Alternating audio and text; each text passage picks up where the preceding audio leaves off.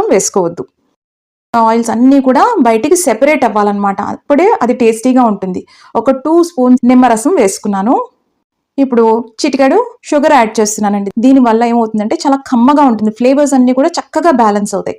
ఈ స్టేజ్లో ఒక్కసారి మీరు సాల్ట్ అనేది సరిచూసుకోండి, అవసరం పడితే వేసుకోండి. ఇక్కడ టిప్ ఏంటంటే వాటర్ ఎక్కువ వేసుకొని మూత పెట్టుకొని ఫ్లేమ్ మాత్రం లోనే ఉంచాలండి. దగ్గర ఒక 30 మినిట్స్ పట్టినా ఆశ్చర్యపోనక్కర్లేదు. 20 to 30 మినిట్స్ కంపల్సరీ పడుతుంది మీరు తీసుకునే క్వాంటిటీని బట్టి.